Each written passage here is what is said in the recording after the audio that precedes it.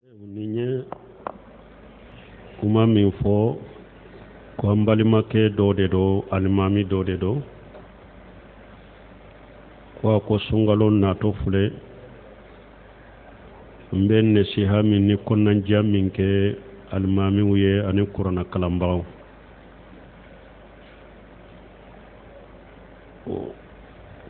nasiha fɔlɔ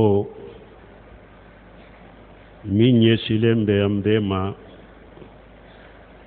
an ka sunkalo an ka ɲɛsigi ni tuubu ye ka taa Ala ma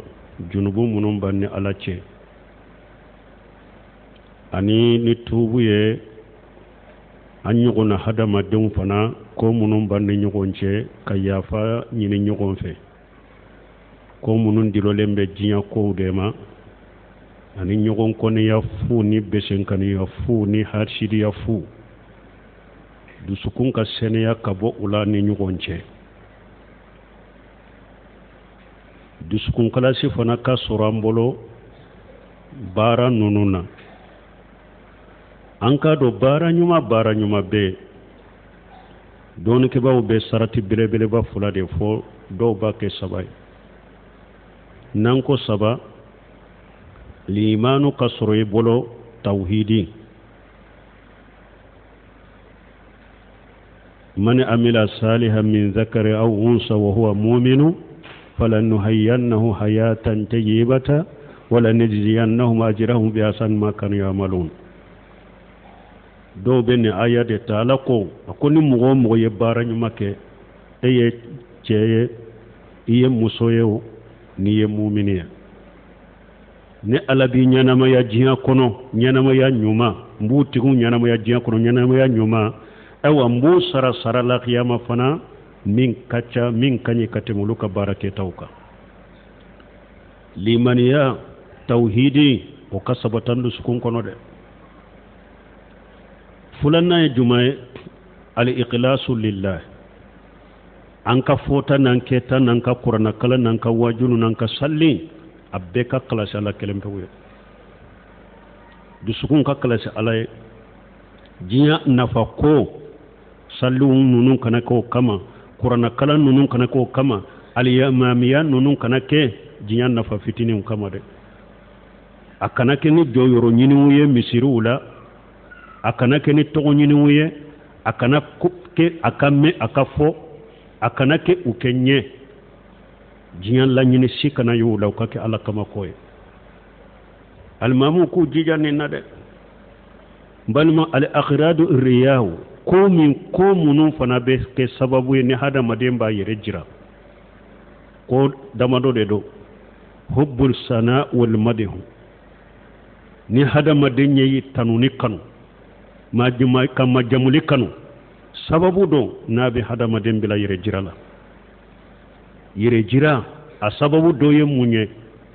ka tanu ni kanu ka majamuli kanu sababu don n'a b'i bila yɛrɛ jira la o de y'a to salafu dɔ ko dusunkalasi ye jumɛn ye i ka lagosibaga ani ka tanubaga bɛɛ ka kelen ye i bolo min b'i lagosi min b'i tanu bɛɛ ka kɛ i bolo mɔgɔ kɔni bɛ tanu ni fɛ o tɛ hadamaden ka naturel ye wa mais dusunkalasi o bɛɛ ka kɛ i bolo parce que i k'a dɔn hadamaden minnu filɛ k'u tanu olu tɛ sara koyi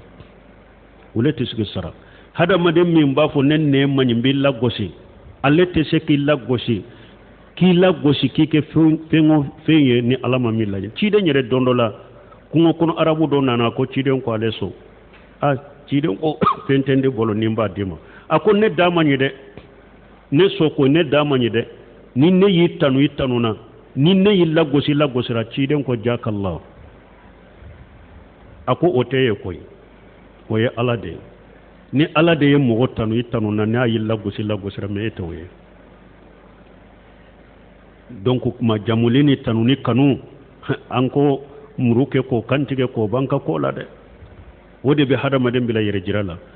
a filanan ye mun ye wal khawfu min ajannas khawful malama filanan min bɛ hadamaden bila yɛrɛ jira la ka sira mɔgɔw ka jalabi kɔrɔ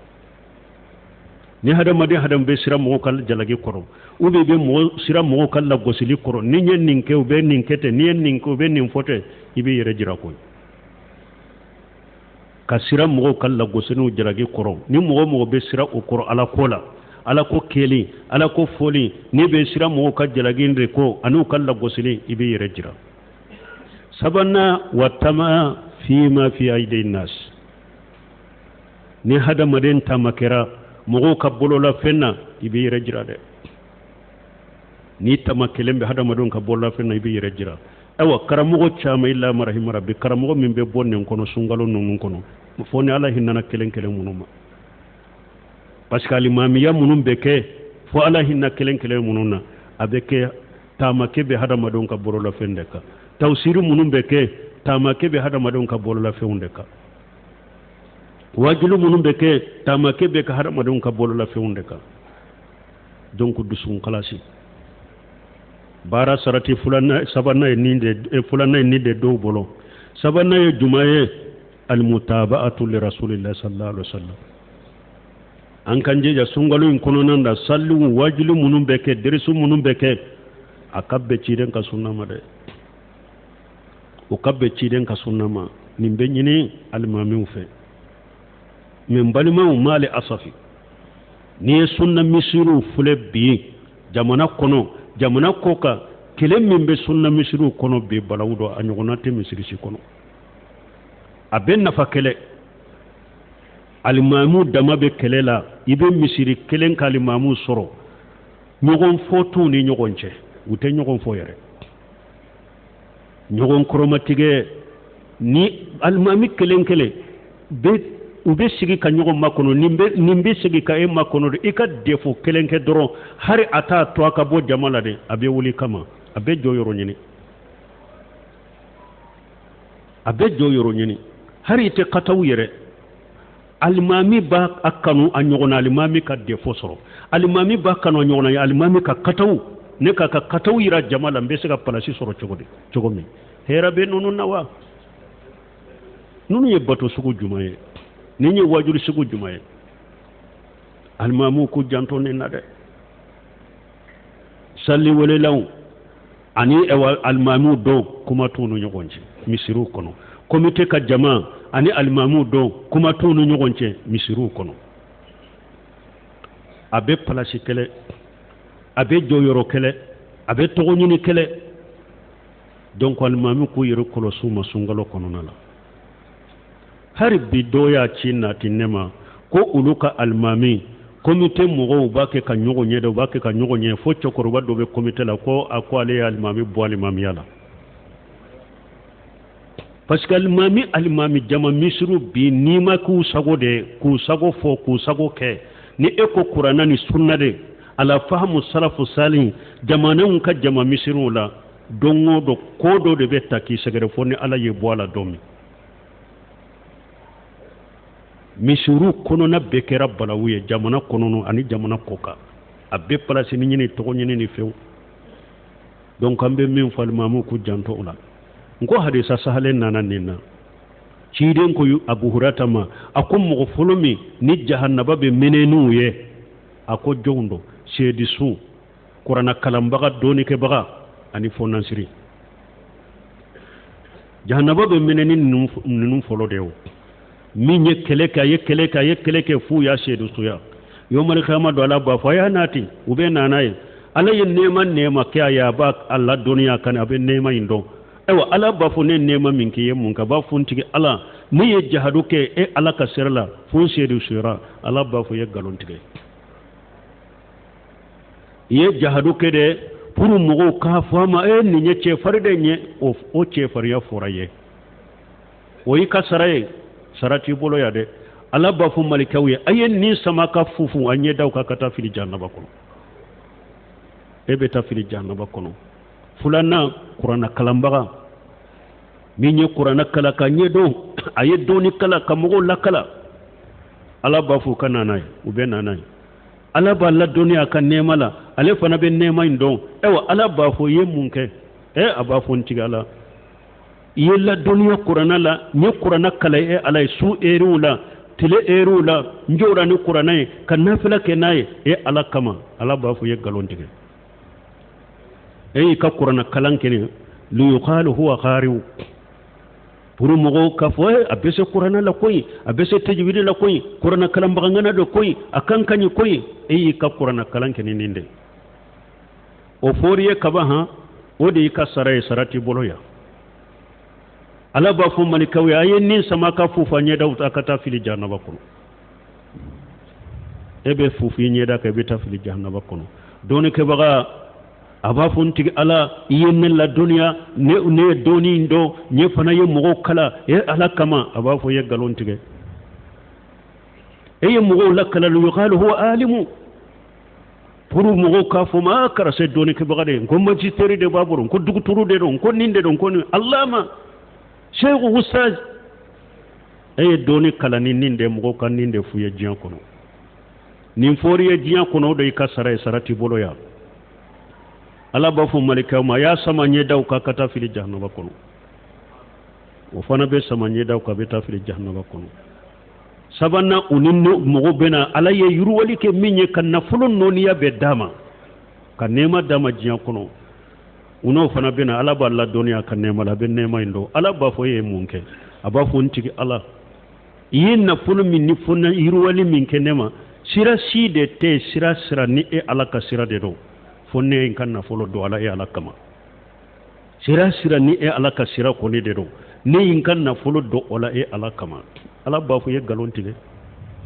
e fana en kanna folo finani yuqalu jawad pour mo ko e kara say fonnan siri de sa ko ya mbulu ko de di mo man ko be mbulu ko de tila ko be ninde ke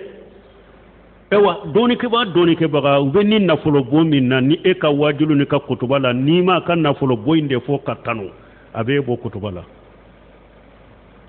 parce que nafolo tigu fana ma fo abede nafolo tigu de be ambe kuma qaliba de ka sino abe kelen dusun kala sibe nafolo tigu do be uluka financement be yede akaye akafo ukatanu ni ko ni take ka uluka tanu nafolo tigi chama fana be ulu ye karamo de ku uka jalubu haketo yu karamo ku ka jalude fo ede ka derso la ka to kale tanu mene e ka kutuba la ka to ale ka tanu mene ina bebbe menu otewa ebe kutuba uke ite bo ale ka bara nunu ketaw kerefe ebe ka derso uke ite bo ale ka bara ketaw kerefe ay be ma bo ay talo ka boy ko fisru walli do ate mo ka nyuma do fo mikro de kata ka to kale tanu ayen ninke awa ni ka fonnan siriya ke ninde kama kiyama ni ko nti alama ntigi ala sira te ni ala ka sira de ni ne min kan na folo do da fala ba fo ye galon tige e kan na folo financier kan na fakati de pour ka fu e fonnan siri de o foriye kaba sarati boloya ala be malika nya maraba fo yen nin fu fo nye daw ka kata fili jannaba ko malika bu afu fo nye daw beta fili jannaba ko awa kidon ka bu hurerata ako yo malika ma do jahannaba be meneni mo folo munu nya folo nonu de do allo ko folo yen nonu de almami aya janto aw yerela ewa salli munun fulen ni nye jama mi beta salla ko fe akam mo kan nafila kuroshi nafila nunu kana uchokola aka fataw kala kunye sora munun be daka ku kala kunye aka tahiyaw ke kunye amana de bawka de danna ya be da de bawka al imam ra'i wa mas'ulan ra'iyatihi al mami ya genne kala de jama min bake ka salli iko fe misri Allah garibe nyen ka bela i jantu ka batola i jantu ka sallula amma fo ki ika janya fo ka mogo deku amma fo ka surnya ke chamancela khairul umur awsatuha ko nyuma yede ka ke chamance de la do fana kateli ko jugu ruku te dafa sujuru te dafa tahiyate dafa ikado ikana tilunke ke mogo ka salluye i janto la ikasira alanye ikasalli korosi ka mo ka sallu korosi ka sallu kana uchogola nin kalo ba terti kalo de do ambe konnan jiya minke ambe bilasirali min ke alimamu ye o ye nunun de n'a bɛ hadisa minnu fɔ mɔgɔw ye a bɛ wajulu minnu kɛ a ka jija u ka kɛ kuranɛ de kan u ka kɛ sunna de kan ala fahamu salafu salih a kana kɛ misiri kɔnɔ n'a bɛ mɔgɔ bila baara fuw la n'a bɛ mɔgɔ bila bidiya kɛliw ni baara fuw kɛli la a k'a yɛrɛ kɔlɔsuma dɛ balima min ka gɛlɛn n'a bɛɛ ye dusun kalasi de don al-ikhlas o ka gɛlɛn dɛ o de y'a to ala b'a fɔ kuranɛ kɔnɔ man jaa bil hasanati falahu ashru amsaluha ayi ni aya na cogo ye man jaa bil hasanati ala ko ni ɲuman kelen sera lahara a ko ni n'a sera ye dɛ parce que hadamaden bɛ se ka ɲuman kɛ a bɛ to i bolo diya kɔnɔ yan a tɛ taa lahara o de y'a to ala ko ni mɔgɔ min ni ɲuman kelen sera lahara ma ale ala ma ni ɲuman kelen sera ye ko a ɲɔgɔnna 10 de b'i ye mais ni n'a sera ye dɛ caman bɛ baara kɛ ko a bɛ to yan dɛ ala kan kisi o ma ayiwa aya dɔ la wa badalahum min allahi ma lam yakunu yahtasibuna mɔgɔ caman fɛn dɔ bɛ kɛ banga ye lahara jigi tɛ min na dɛ parce que e ɲana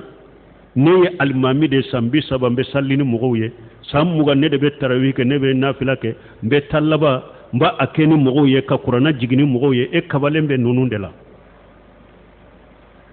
e ɲana saraba de b'i bolo ne ɲɔgɔnna wajulikɛla ba tɛ n ka n kaɲi kuranna la n ka tejwidi kaɲi n ka harafu kaɲi e ɲana e ɲɔgɔnna barajitigi tɛ yawmal qiyamah dɔn e ɲɔgɔnna saracigi tɛ yawmal qiyamah dɔn ni jɔra ala kɔrɔ a b'a fɔ fɛn t'i bolo ya ala kan kisi o ma wa badalahum min allahi ma lam yakunu yahtasibuna fɛn taara bangew ye qiyama kɛnɛ ka u jigi tun tɛ min na mamadu mutari sinkitew de fɔ a ko mɔgɔ dɔ bɛ yen a ko i bɛ se ka san 30 kɛ i bɛ sali ni mɔgɔw ye mais yawmal qiyamah dɔn baraji kelen t'a sɔrɔ ɲɛ san 30 i bɛ se ka kɛ i bɛ sali ni mɔgɔw ye lahara baraji kelen t'a sɔrɔ i bolo ye mun b'a lase mɔgɔ ma yɛrɛ jira dusunkalasi baliya o fana ka ca mɔgɔw cɛ la sisan balima kuranɛ yɛrɛ kalankun yɛrɛ kɛra de ani kuranɛ yɛrɛ durusikun kɛra diɲɛ de ye sisan min bɛ kuranɛ kalan ka ala dɔn n'a ye dɛ n k'i yɛrɛ nafa n'a ye dɛ a kɛ n ka se ka labato n'a ye ka sariyaw dɔn n'a ye a ka dɔgɔ bi kuranɛ kɛra waso fɛn de ye kuranɛ kɛra nafolo ɲini fɛn de ye k'a kɛ komi mananko kuranɛ kɛra de k'a kɛ komi mananko ka taa diɲɛ ma kuranɛ t'o ye o kuranɛ jiginna baara de kama a ka kala de baara de ka kɛ n'a ye kuranɛ jiginna o de kama dɛ ni anw filɛ ka kuranɛ kɛ ni nafolo ɲini min ye ani ɲɔgɔn da min ye ka ɲɔgɔn da kanw na ka ɲɔgɔn da alimami wɛrɛw la degeli da wari de bɛ nin bɛɛ la an ye kuranɛ bɔ a kadiri kɔnɔ dɛ hali o de y'a to dɔ ye bɔkali dɔ bila ma m'a jaabi yɛrɛ ko ale ye mɔgɔw dɔ ye u b'u danbe ka taa salafiya ma k'u bɛ kuranɛ durusi lagosi ko yala kuranɛ durusi man ɲi de dɛ u bɛ mun don foyi tɛ kuranɛ durusi la mais mɔgɔw ye kuranɛ kɛ cogo min o de lagosilen don ayiwa depuis sarafu fanaw fana a lagosilen de b'u bolo ka kuranɛ kɛ diɲɛ ɲini fɛn ye ka kuranɛ kɛ nafolo ɲini fɛn ye ka kuranɛ kɛ tɔgɔ ɲini fɛn ye ka kuranɛ kɛ majamu ɲini fɛn ye o de ye lagosi ye kuranɛ kalanna de kuranɛ jiginna de a ka kala baara kɛ kitabu anjalnahu ilayka mubarakun liyadabbaru ayatihi wa liyatadhakkara ulul albab kuranɛ jiginna de a ka kala taasi de ka kɛ n'a ye baara de ka kɛ n'a ye ni kuranɛ ma kala ka ɲɔgɔn da kanw diya yɛrɛ la kuranɛ kɛra komi dɔnkili dannaw b'u kanw ni dɔnkili gosi cogo min dɛ kuranɛ kɛra o de ye mɔgɔ bolo dɔnkili da dɔnkili dannaw bɛ dɔnkili labɛn cogo min k'u ka ni dɔnkili labɛn cogo min kuranɛ kɛra o de ka ɲɔgɔn da dɔnkili dan na kuranɛ dɔnkili dan na ka ɲɔgɔn da alimami wɛrɛw ladegeli la fo k'i ɲina tadaburu yɛrɛ la fo k'i ɲina ka tadaburu kɛ ni kuranɛ u ɲinanaw yɛrɛ kɔ yɛrɛ donc hadamadenw k'i yɛrɛ kɔlɔsi an k'an janto an yɛrɛ la sunkalo natɔ an y'a fɔ cogo min an ka sira la ɲɛ limaniya ni tawhidi ka sɔrɔ an bolo dusukalasi ka sɔrɔ an bolo k'i nata da hadamadenw ka bolola fɛn kan a tɛ foyi lase hadamaden ma ni yɛrɛ jira tɛ ayiwa alimami min bɛ ye bi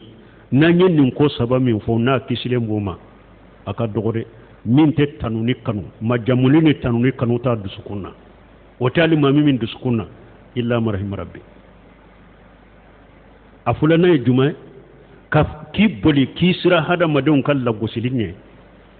almami min kumba koro ala ko cogo mi ciden ko cogo mi nebo o de ke nte sira jalagri kala ka jalagiye aka dogo de almami min be na ka fota na ka ketaw annata dalenta hada madon ka bolola feunka illa marham rabbi almamu yere fule sisa ni patron bu fo doro unyabe i boloda yala kurulendo huwa kurulente almami umu ye patron ye ka metri kelento ni patron te ulude bu bolobo shegu patron de kera shegu ye sisa patron na fo ema shegu ena fo patron ma shegu jonye shegu ye sisa be na folo ni be na folo karamogo cinyana de illa ma rahim rabbi jiya kanu mun bu dusukun kono bi ala yere de ba dando e ma ye wajulu munun be kya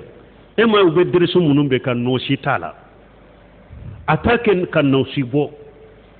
ni kuma ma bu dusukun kono aben nende ka duru ne be fen soro chogomi obe jon nafa ni kuma bora dusukun kono ni ala yede dusukun min fana kisilendo akanyi kuma imbeta do kono me ka kuma mbi nende ka te yere ka dusukun yere kono e ba fo de derem ga to soro chogomi be joyoro soro chogomi be na foro soro chogomi obe jon nafa o te mo on si nafa wodi ato salafu ka kuma wuyen nafa ke katema am ka kuma ka salafu kuma na kuma na ni alaka jenyini de ani ka kuma ni hada madew ewa dina ni dina kallanyine ube mo wole kata dina ma chogomi sabanna nyina na ko salafu ka kuma kera ode me anta kera ka kuma kinyere jirade dro kinyere bo ha do de salafu do nyine kai ibn hamudani uya nyine ka kummun na salafu ka kuma ben nafafe kateman ka kuma ka aye sabade ko salafu be kuma ni ode o saba konteren fana be kuma ni ode li ijji nafsi ibi yere korota chogomi doro ani be hada madawun je nyini chogomi doro ani be jiya nafulo soro chogomi doro an ka kuma yode o kuma be nafake donc wala nam li ijji l'islam wa najati nufus wa irida rahman ako salafu be kuma ni li ijji al-islam ulu kuma ne pour islamiya be korota chogome ka bonya soro chogome wa irida rahman anu ube alaka je soro chogome sabana wa najati nufus ani hada maden numbe kisi chogome e an fana tayi nin kontere de donc ambe ala deli comme est-ce wakati remas wakati sera amba surunya ya ndala delala ka dusun kala sidama kala nyini nyuma ko bilandu sukun kono alimamu yere ani salli wala law komite mo kele baw misiri kono ya dabila kele mimbe sunna misiru yere kono bi jamana kono ana koka a ci mimbe na awma telefoni mimbe na awma am misiri nimba kono an kam misiri nimba kono en balimo mali asaf ninye kono na fili de ninye kono na fili bele bade al-mamud damate nyogonye parce que anya fo chogomi ni aw bebe ala kelende la abe wolelike kata ala kelema abe wolelike kata ciden ka sunnama abe wolelike kata salafu kata buluma abe ye aqida kele abe ye lanyini kele be mi me an kam misiru kuna fule kali mamu ke fula sabaye o makala kala nyoro kelena lanyini kelentula famu kelentula ulube nyogonyewa u tese ka nyogon famu tese ka nyogonye ninni ngoye wajuli ka ben ngosi ninni yo wajuli ka ben talla gosi ninni nye kutuba kala se na ben talla gosi ninni nye kutuba kala se se na be aradu kene al mamud dama be aradu ke la nyogon kam misiri yere kono jama be mun fam jama be tami ube mun fa wajuli yere teke nyogon konturu doro wori kasara be misiri kono ambe ala delala ka hakki manda ma ya rabbi subhanakallahumma rabbuna bihamdika ashhadu an la ilaha illa anta astaghfiruka wa atubu